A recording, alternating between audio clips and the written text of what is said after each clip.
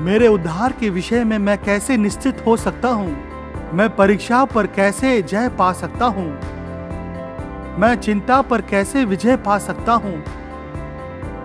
मैं क्षमा कैसे पा सकती हूँ? परमेश्वर के पास जाने का क्या एक ही मार्ग है? विश्वासियों को बहुत सी समस्याएं क्यों होती हैं? मुझे प्रार्थनाओं का उत्तर क्यों नहीं मिलता? क्या ऐसा कोई पाप है जो प्रभु क्षमा नहीं कर सकता? विश्वास क्या है? सबसे बड़ी आज्ञा कौन सी है?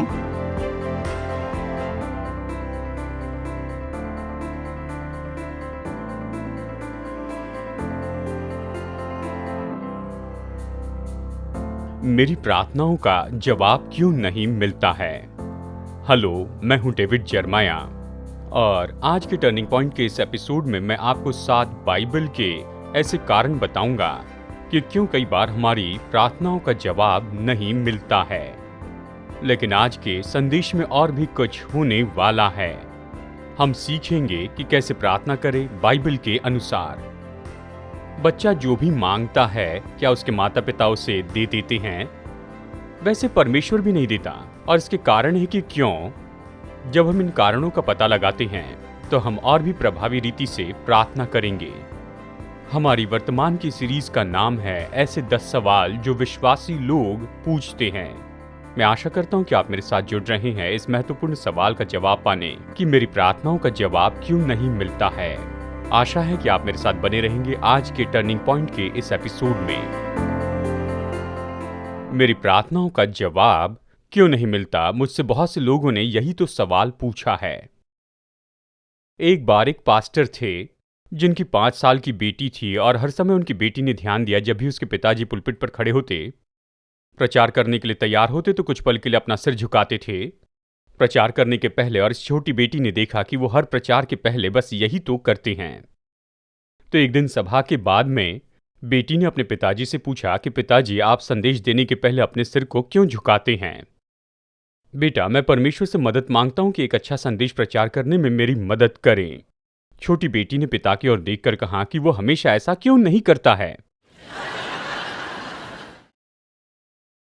प्रार्थना का जवाब नहीं मिला।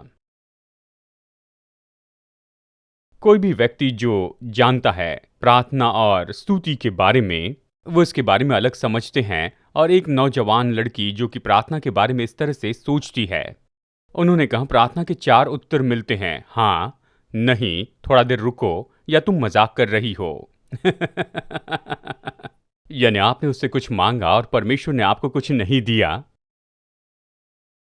मुझे याद है, ये कहानी मैंने कई साल पहले पढ़ी थी कि एक मनुष्य के पीछे एक भूखा सिंह लग गया था। वो सिंह की श्वास को अपनी गर्दन पर महसूस करने लगा। उसे लगा अब समय खत्म हुआ और वो भागते हुए प्रार्थना करने लगा। बेताबी में उसने प्रार्थना की, हे प्रभु, प्लीज इस सिंह को एक विश्वासी बना। बस कुछ ही सेकंड्स में डरे हुए मनुष्य को ये पता चला कि सिंह ने उसका पीछा करना बंद किया। पीछे मुड़कर उसने देखा सिंह घुटने टेक कर मुंह से प्रार्थना कर रहा था। इस बात को देखकर उसे बहुत ही चैन आया। तो ये मनुष्य सिंह के पास में गया, उसके मनन के साथ में जुड़ना चाहता था, जैसे जंगल का राजा मनन कर रहा था। उसके पास आकर सिंह की प्रार्थना उसने सुनी, प्रभु इस भोजन को आशीष दे जिसे मैं अभी धन्यवाद के साथ में खाने वाला हूं।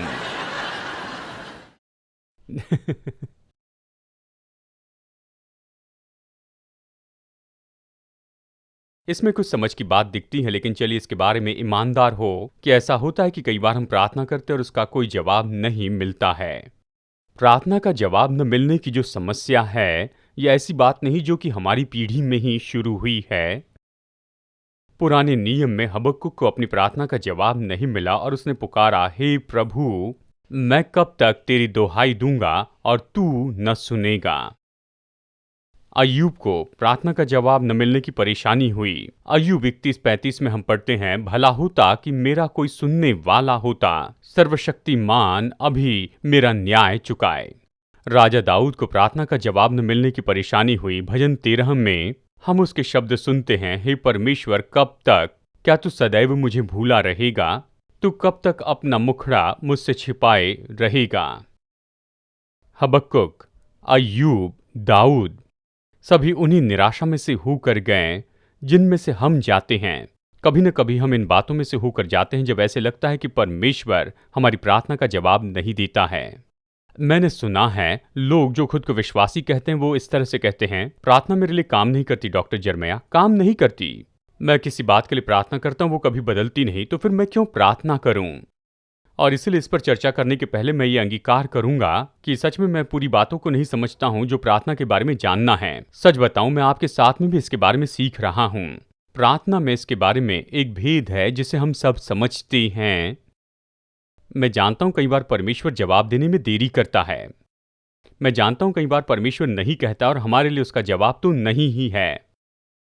हाँ, मैं जानता हूं कि कई बार ऐसा होता है, लेकिन ऐसे भी समय जानता हूं जहां परमेश्वर ये कहता है कि वो हमारी प्रार्थना का जवाब नहीं देता है। अब चलिए मैं इसे फिर से कहता हूं कि परमेश्वर उन लोगों की प्रार्थना का जवाब नहीं देता है जो उसके परिवार के लोग नहीं हैं। प्रार्थना तो परिवार का काम है। ये उनके लिए जो परमेश्वर के परिवार के हैं। और एक ही प्रार्थना जो परमेश्वर अविश्वासी से सुनता है कि प्रभु मुझ पर दया कर, मैं एक पापी हूं। लेकिन परिवार के सदस्य हो जाने के बाद भी हम ये जानते हैं कि कई बार जब हम प्रार्थना करते हैं, ये ऐसे दिखाई नहीं देता है कि हमारी प्रार्थनाएं काम कर रही हैं। परमेश्वर के वचन में ऐसी बहुत सी जगह हैं जहां पर स्पष्ट बताया गया है कि ऐसी ऐसी परिस्थिति में परमेश्वर हमारी प्रार्थनाओं का जवाब नहीं देगा। और अगले कुछ पल में मैं इसी के बारे में बताना चाहता हूं। आशा करता हूं कि चेकलिस्ट के रूप में इसे उपयोग करते जाएं। अगर मेरी प्रार्थनाओं का जवाब नहीं मिलता है तो क्या इसका कारण इस लिस्ट में मिल सकता है? चलिए देखते हैं। कई बार प्रार्थना का जवाब इसलिए नहीं मिलता है क्योंकि हमने प्रार्थना नहीं की है। याकूब अध्याय 4 वचन 2 कहता है, तुम्हें इसलिए नहीं मिलता कि मांगते नहीं हो। किसी ने कहा है हमारे दिनों में सबसे दुखद बात यह नहीं कि प्रार्थना का जवाब नहीं मिलता, लेकिन प्रार्थना ही नहीं की जाती। कई बार हमें परमेश्वर से जो चाहिए वो नहीं मिलता इसलिए क्योंकि हमने उससे मांगा ही नहीं है। हमारी इच्छाएं कॉन्सर्ट टिकट के जैसी है जिसे हमने वहां पर खिड़की से लिया ही नहीं है, या ऐसे गिफ्ट सर्टिफिकेट जिसे छुड़ाया नहीं गया। हम दिन के लिए प्रभु का धन्यवाद करते हैं, अपने भोजन के लिए आशीष मांगते हैं, लेकिन उन बातों को नहीं मांगते जिसकी हमें जरूरत है या जो सच में हम पाना चाहते हैं। कई साल पहले मैं यहाँ पर इसी मंच पर प्रार्थना के बारे में प्रचार कर रहा था और उन दिनों में हर संदेश के पहले हम ड्रामा किया करते थे। उस ड्रामा में हमने दिखाया कोई मनुष्य स्वर्ग में पहुंचता और वहां पर फाइल ड्रॉवर्स देखता है, और जब वो स्वर्ग में पहुंचा तो पतरस उसका स्वागत करता है। वो पतरस से पूछता है ये फाइल कैबिन्स किस लिए हैं? पतरस ने कहा यह ड्रॉवर है, उनमें से एक कैबिनेट तो तुम्हारे लिए है। और उसने कहा ये सब किस लिए है? खैर, इन सारी फाइल कैबिनेट में वो सब है जो परमेश्वर अपने लोगों को देना चाहता था, जिसके लिए उन्होंने कभी नहीं मांगा। और उस दिन मुझे याद है मैंने प्रभु से कहा कि प्रभु, मैं नहीं चाहता कि मेरा ऐसा कोई ड्रॉर वहां हो। मैं मांगना चाहता हूं जो भी मेरी जरूरत है, जो महत्वपूर्ण है, जिन बातों के लिए मैं विश्वास करता हूं। मैं चाहता हूं कि मेरा कैबिनेट ड्रॉर खाली हो जब मैं स्वर्ग में पहुंचूंगा। आमेन। जो भी मेरी जरूरत है मैं मांगना चाहता हूं। ये तो बहुत ही अजीब है जब लोग कहते हैं कि प्रभु मेरी प्रार्थना नहीं सुनता है। जब मैं उनसे बातें करता हूं तो पाता हूं उन्होंने कभी सटीकता से प्रभु से बातें नहीं की है, उन बातों के लिए जो वो कहते हैं कि उन्हें नहीं मिली है। परमेश्वर किसी चीज के लिए आपकी प्रार्थना का जवाब नहीं देगा क्योंकि आपने डिनर टेबल पर यह प्रार्थना की थी। आपको मांगना होगा। बाइबल कहती मांगो तो तुम्हें मिलेगा और ढूंढो तो तुम पाओगे, खटखटाओ तो तुम्हारे लिए खोला जाएगा। मत्ती 7:7 में। सबसे बड़ा कारण है कि क्यों प्रार्थना का जवाब नहीं मिलता, और मैं सोचता हूं ये बाकी सभी कारणों से बहुत ही बड़ा है, क्योंकि प्रार्थना नहीं की है। हमने नहीं पाया क्योंकि हमने मांगा ही नहीं है। और फिर बाइबल कहती है कि कई बार हमारी प्रार्थनाओं का जवाब इसलिए नहीं मिलता है क्योंकि हमने पापों का अंगीकार नहीं किया है। मैंने सोचा शायद इसके बारे में बाइबल में केवल एक ही वचन होगा, लेकिन इस अध्ययन के समय मैंने इस बात को जाना कि ये तो निश्चय ही प्रभु के वचन में बहुत बड़ी सच्चाई है। प्यूरिटन प्रचारक विलियम गर्नॉल्ड ने कहा, जब लोग इस बात की परवाह नहीं करते कि परमेश्वर ने अपने वचन में क्या कहा है, तो परमेश्वर इसकी परवाह नहीं करता है कि वो अपनी प्रार्थनाओं में क्या कहते हैं। पिलग्रिम्स प्रोग्रेस के जॉन बनियन ने एक बार कहा, प्रार्थना मनुष्य को पाप करने से रोकेगी या फिर पाप मनुष्य को प्रार्थना करने से रोकेगा। तो चलिए मैं आपको 4-5 वचन देता हूं, आप इसके संदर्भ को लिखिए। पूरा वचन लिखने की जरूरत नहीं तो आप इसे समझ नहीं पाएंगे। आप संदर्भ लिखिए, घर जाकर आप खुद इन वचनों को देख सकते हैं। और ये बहुत ही विख्यात वचन है जो ये कहता है, भजन संहिता 66 वचन 18, यदि मैं मन में अनर्थ की बात सोचता तो प्रभु मेरी न सुनता। या नीति वचन 15:29, यहोवा दुष्टों से दूर रहता है परंतु धर्मियों की प्रार्थना सुनता है। नीति वचन 28:9, जो अपना कान व्यवस्था सुनने से मोड़ लेता है तो उसकी प्रार्थना घृणित ठहरती है। या यशायाह 1:15, जब तुम मेरी ओर हाथ फैलाओ तब मैं तुमसे मुख फेर लूंगा। तुम कितनी भी प्रार्थना क्यों न करो तो भी मैं तुम्हारी न सुनूंगा, क्योंकि तुम्हारे हाथ खून से भरे हैं। यशायाह 59:1-2, सुनो, यहोवा का हाथ ऐसा छोटा नहीं हो गया कि उद्धार न कर सके, न वो ऐसा बहरा हो गया है कि सुन न सके, परंतु तुम्हारे अधर्म के कामों ने तुमको तुम्हारे परमेश्वर से अलग कर दिया और तुम्हारे पापों के कारण उसका मुंह तुमसे ऐसे छुपा है कि वो नहीं सुन सकता। यह पहला पत्रस 3:12, क्योंकि प्रभु की आंखें धर्मियों पर लगी रहती और उनके कान उनकी विनती की ओर लगे रहते हैं, परंतु प्रभु बुराई करने वालों के विमुख रहता है। कई बार हमारी प्रार्थनाओं का जवाब नहीं मिलता है क्योंकि हम कई बार अंगीकार न किए गए पापों में ही अपना जीवन जीते हैं। चलिए पहले वचन में चलते हैं। भजन संहिता 66 वचन 18 में इसे फिर से पढ़ते हैं। यदि मैं मन में अनर्थ की बात सोचता, ये नहीं कहता कि अगर मैं पाप करूं तो प्रभु मेरी नहीं सुनेगा। ये कहता है यदि मैं अपने मन में अनर्थ की बात सोचता, यानी अगर मैं जानूं कि मेरे जीवन में पाप है और उसके बारे में कुछ नहीं करता हूं। जो व्यक्ति अनर्थ की बातें सोचता है ऐसा व्यक्ति है जो अपने मन में कुछ पाप रखता है। वो उससे प्यार करता है, उसके लिए हर बहाने बनाता है, हर तरह से उसे बचा कर रखता है। तो ये पहली बात नहीं कि प्राथमिकता जो कि पाप की प्राथमिकता है वो हमारी प्रार्थनाओं का जवाब नहीं मिलने देती। ये तो पाप के लिए प्रेम है और उसके लिए बहाने बनाना है जो परमेश्वर को हमसे दूर कर देता है। परमेश्वर जो प्रार्थना हमसे सुनना चाहता है जब हमारे जीवन में कोई पाप है वो तो पहला यूहन्ना 1:9 है। यदि हम अपने पापों को मान ले तो वो हमारे पापों को क्षमा करने और हमें सब अधर्म से शुद्ध करने में विश्वास योग्य और धर्मी हैं। हम सब विश्वासी पाप करते हैं। बाइबल कहती है अगर कोई कहे कि मैं पाप नहीं करता तो वो झूठा है और सच्चाई नहीं बता रहा है। लेकिन जब ऐसा होता है तो इस बात को जाने कि परमेश्वर को परवाह है। उसने हमारे लिए मार्ग खोला है कि हम तुरंत क्षमा प्राप्त कर ले, लेकिन हम उसे बनाए रखे जो हम जानते हैं कि ये बुरा है, ये पाप है, और फिर प्रार्थना करने लगे तो हमें अक्सर ये बहुत ही मुश्किल लगेगा। कई बार हमारी प्रार्थना का जवाब इसलिए नहीं मिलता क्योंकि हमने प्रार्थना नहीं की है और पापों का अंगीकार नहीं किया, और कई बार हमारी प्रार्थना का जवाब नहीं मिलता क्योंकि मन विश्वास नहीं करता है। याकूब 1 में कहता है पर विश्वास से मांगे और कुछ संदेह न करें, क्योंकि संदेह करने वाला समुद्र की लहर के समान है जो हवा से बहती और उछलती है। ऐसा मनुष्य ये न समझे कि मुझे प्रभु से कुछ मिलेगा। वो व्यक्ति दुचित्ता है और अपनी सारी बातों में चंचल है। अब दुचित्ता होने का मतलब क्या होता है?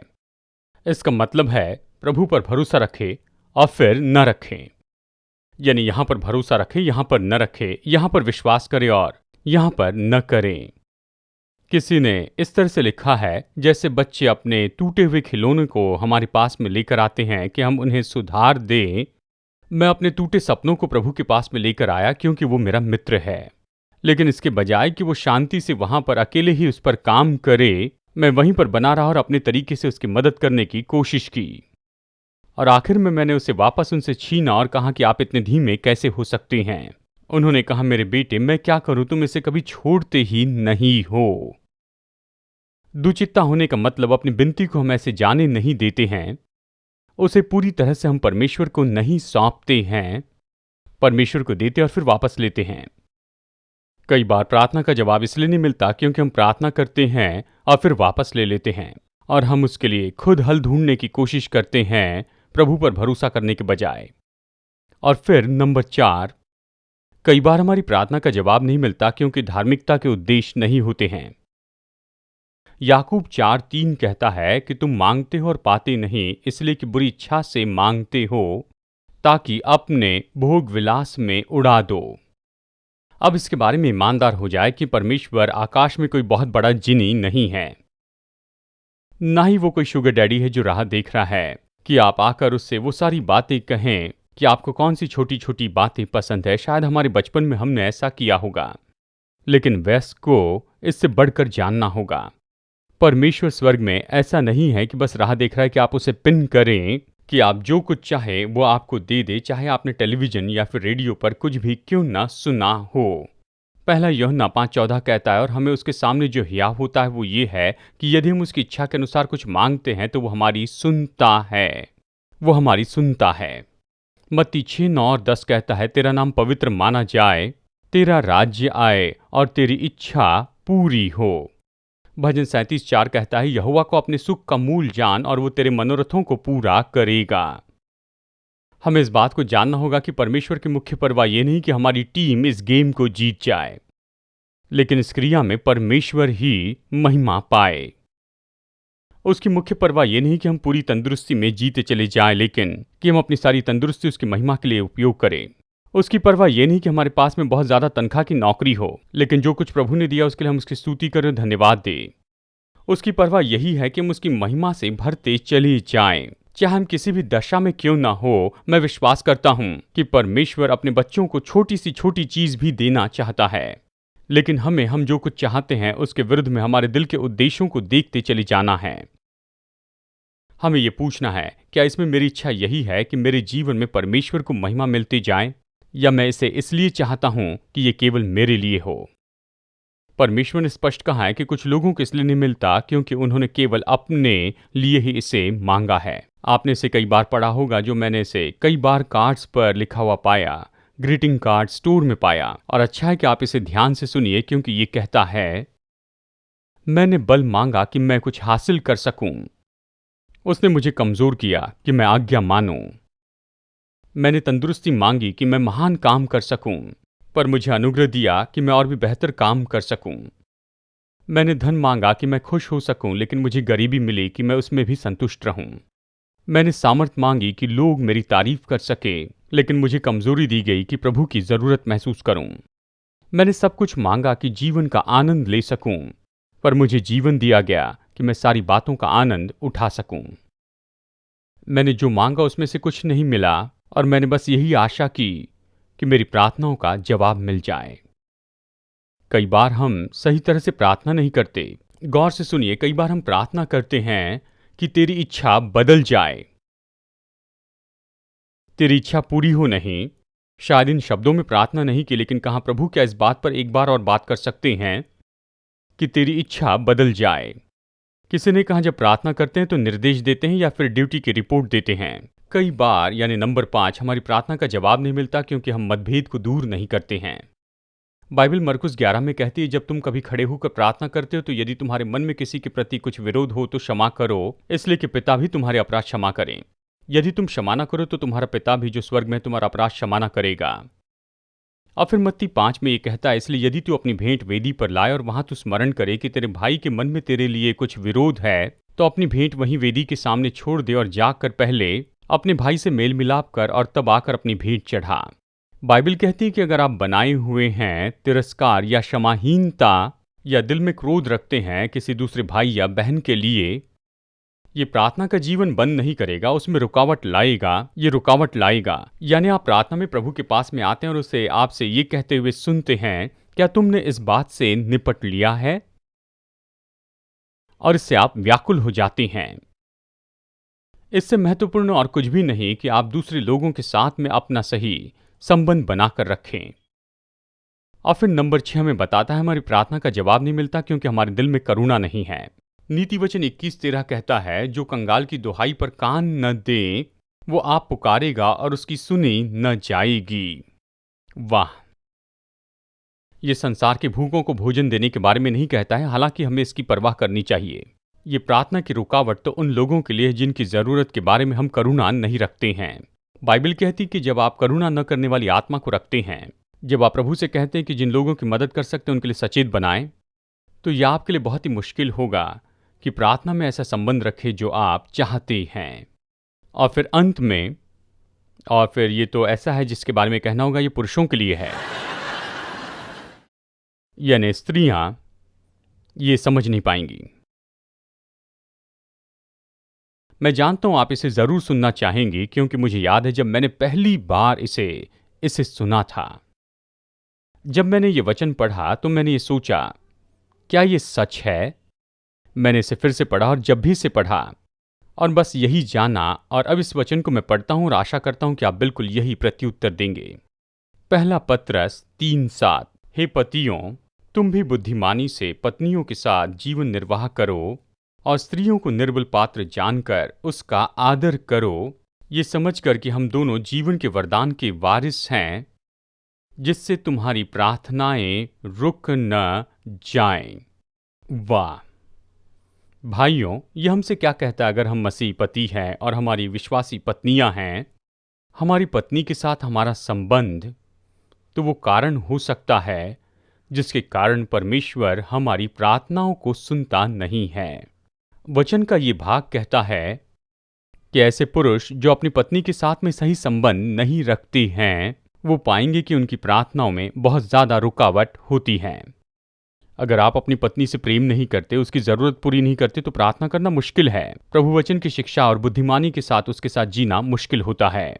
अब निश्चय ही उस क्षमता को देखिए, अगर आप दोनों मिलकर एक साथ प्रार्थना करते हैं तो निश्चय ही क्या होता है, क्योंकि बाइबल कहती है कि पृथ्वी पर अगर दो लोग किसी बात के लिए सहमत होते हैं और जो मांगते हैं तो पिता उनके लिए इसे जरूर करेगा। जब पत्नी के साथ प्रार्थना करते हैं तो आप खोलते हैं एक बहुत ही अद्भुत क्षमता प्रभु के सामने। मैं जानता हूं हम में से बहुत से लोग जो अलग व्यक्तित्व वाले हैं, मैं मानता हूं पत्नी के साथ प्रार्थना करना शायद मुश्किल हो, लेकिन पत्नी के साथ प्रार्थना करना यह महत्वपूर्ण बात है। बाइबल कहती है अगर अपने जीवन में आप स्त्री की कोई परवाह नहीं करते हैं, यानी जो आपकी पत्नी है, अगर आप उसकी सेवा नहीं करते, अगर उसके साथ का संबंध सही नहीं है, तो ये प्रभाव डालेगा आपकी प्रार्थना पर। और प्रार्थना के बाद क्या होता है, यानी यही है, प्रार्थना नहीं करना और पापों का अंगीकार नहीं करना, विश्वास न करने वाला मन, धार्मिकता के उद्देश्य न होना, मतभेद दूर न करना, करुणा न रखना, पत्नी का आदर न करने वाला पति। तो मैंने सूची को देखा और किसी में ये सारी बातें नहीं हैं, और शायद आप ये कहें कि जानते हैं मुझे इसमें जांचना होगा, शायद यहाँ मेरे लिए कोई बात है, हमें ये सब कुछ करना है, कोई इसके लिए दोषी नहीं है, ये बस एक चेकलिस्ट है। लेकिन यही तो शुभ संदेश है मेरे भाइयों और बहनों। इस पूरी सूची में एक भी ऐसी बात नहीं जिससे आप अभी इस समय नहीं निपट सकते।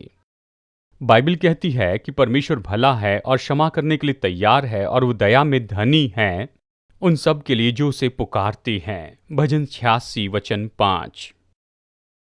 किसी ने इन्हीं विचारों को लेकर अमेजिंग ग्रेस या अद्भुत अनुग्रह की बातों में कुछ बदलाव लाया। वो ऐसे है, अद्भुत प्रार्थना कितनी मधुर सुनाई देती है। जिसने मुझ जैसे पापी को बचाया, मैं एक बार खो गया था, अब मैं पाया गया हूँ, अंधा था अब देख सकता हूँ, बहुत ही भयानक परेशानी और मुश्किलों में से मैं पहले ही बाहर आ चुका हूँ।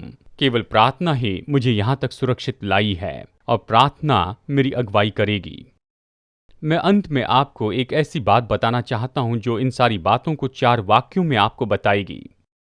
ये तो केवल इसी के बारे में है, मैंने अपनी बाइबल में इसे लिख लिया है, और ये इस तरह से कहता है, जब आप प्रार्थना करते हैं और विनती गलत होती है तो परमेश्वर कहता है नहीं। हम जानते नहीं भी जवाब में है, हम अपने बच्चों को ये सिखाते हैं, लेकिन जब हमें ये मिलता है तो हमें ये पसंद नहीं है।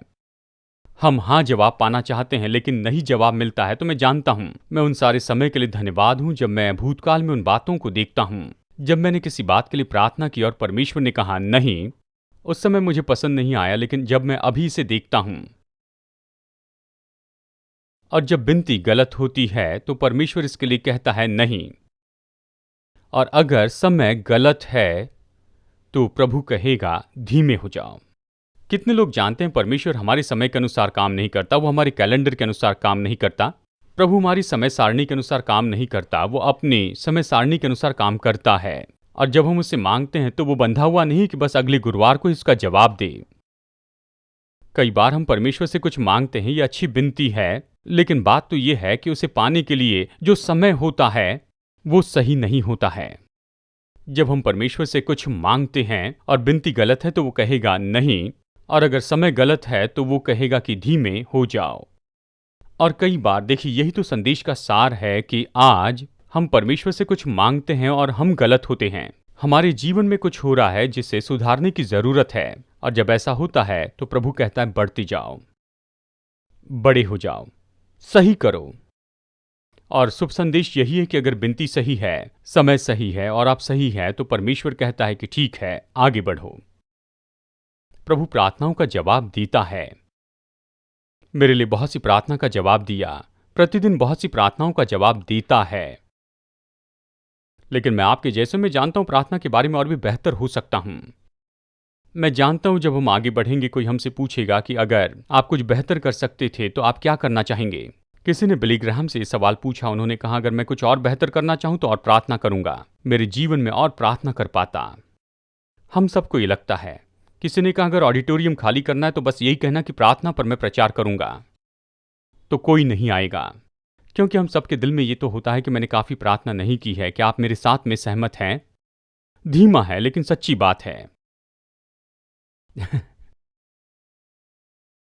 जानते हैं, ये तो इसलिए नहीं कि हम प्रार्थना के लिए दोषी महसूस करें, लेकिन इसलिए है कि जाने कि हम प्रार्थना में कैसे प्रभावी हो सकते हैं। मेरे जीवन में ऐसा कुछ है जिसके लिए मैं चाहता हूं कि प्रभु जवाब दे। आपके बारे में क्या? मैं नहीं चाहता कि ऐसी कोई भी रुकावट हो जिसके कारण प्रभु मेरी प्रार्थना सुन न पाए। आशा है कि आप भी ऐसे महसूस करते हैं। एक बहन ने मेरे पास आकर कहा मैं प्रार्थना कर रही थी अपने पिता के लिए और उनका जीवन बिल्कुल अंत में आ पहुंचा था और लगता है कि प्रभु मेरी बात सुन नहीं रहा था। होवर्ड हेनरिक्स, जो मेरे अच्छे दोस्त थे, उन्होंने कहा कि वो अपने पिता के लिए प्रार्थना कर रहे थे हर दिन लगभग 72 साल तक, और उनके जीवन के अंत में, उनके मरने के पहले, वो विश्वासी हो गए। मैं यही कहूंगा, आप प्रार्थना कर रहे हैं और लगता है कि प्रभु जवाब नहीं दे रहा है।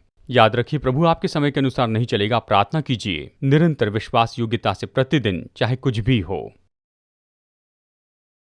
हिम्मत न हारे, बीच में न रोकें, प्रार्थना करते रहें। वो आपसे प्रेम करता है, आपकी परवाह करता है, आपको चाहता है कि आपकी प्रार्थना का जवाब मिले। और जान ले कि एक कारण है जिसके कारण हमें हमारी प्रार्थना का जवाब नहीं मिलता, क्योंकि हम नहीं मांगते हैं। हमें नहीं मिला क्योंकि हमने नहीं मांगा। आज हमारे साथ टर्निंग पॉइंट में जुड़ने के लिए धन्यवाद। जितना अधिक हम परमेश्वर के वचन का अध्ययन करते हैं, उतना अधिक हम समझते हैं कि हमारा प्रिय परमेश्वर हम में से हर एक के साथ व्यक्तिगत संबंध रखना चाहता है। यदि आप उस संबंध को शुरू करना चाहते हैं तो पहला कदम है आप अपने पापों से मन फिराएं और यीशु मसीह से कहें कि वो आपका उद्धारकर्ता और प्रभु बन जाएं। एक बार जब आप ये निर्णय लेते हैं, परमेश्वर के उद्धार का मुफ्त का वरदान पाते हैं, तो परमेश्वर के साथ की आपकी ये यात्रा मसीह यीशु में नई सृष्टि के रूप में शुरू होती है। इसलिए यदि आपने विश्वास का ये कदम उठाया है, तो मैं आपको प्रोत्साहित करता हूं कि आप अपना ये निर्णय दूसरे विश्वासियों को और लोकल चर्च के विश्वास योग्य सेवकाई को बताएं और लगातार विश्वास में उन्नति करते चले जाएं। परमेश्वर के साथ में आपके चलने में प्रभु आपको आशीष दे। और अगली बार मुलाकात करने की आशा करता हूं, यहाँ पर टर्निंग पॉइंट में।